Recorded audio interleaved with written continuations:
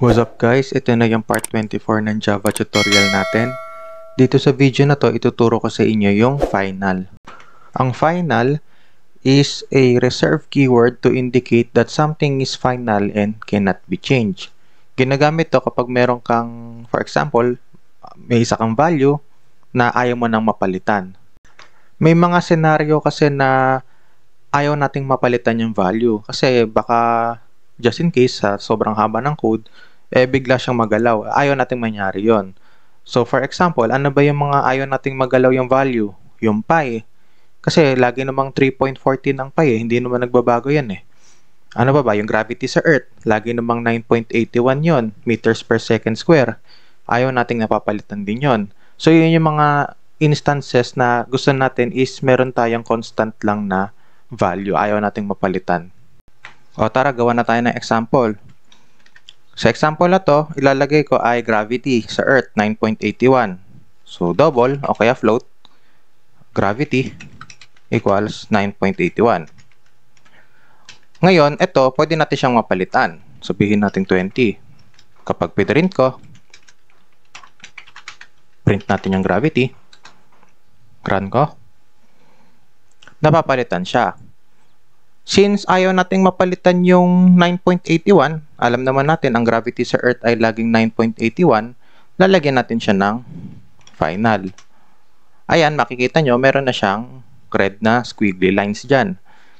Cannot assign a value to final variable gravity. So, ang solution niya is make gravity not final. Pero hindi natin gagawin yan. So, makikita nyo is hindi na nga siya pwedeng palitan. Pag nirun ko, nagkakaroon na siya ng error.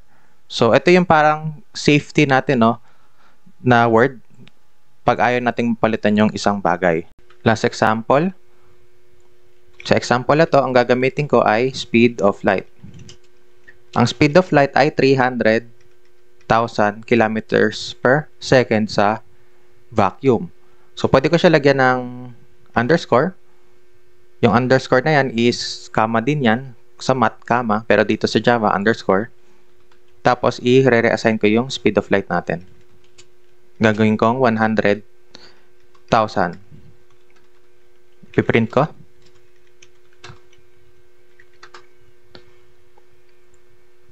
Tapos, pag-run natin, gumagana siya, Na-reassign siya. Pero pag nilagyan natin siya ng final, nakikita natin dito na merong red underline. So, ibig sabihin yan is bawal natin gawin yan.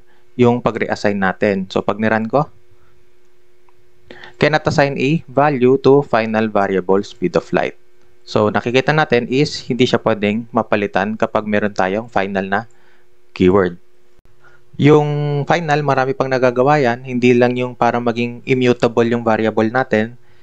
Kung hindi ko pa natuturo yung immutable, ano lang yon, pinagandang tunog lang yan ng hindi pwedeng palitan. Okay? So, pag narinig nyo yun, isipin nyo lang, hindi siya pwedeng palitan, yung immutable. So, again, marami pang purpose yung final. Hindi lang sa para maging immutable yung variable natin, pwede siya magamit sa mga method, tsaka sa mga classes natin. Pero, hindi ko pa naman natuturo yan, kaya wag muna natin yon i-tackle. Hindi pa natin alam yon. Okay? So, siguro hanggang dito na lang tayo. Kita-kits tayo sa susunod na video.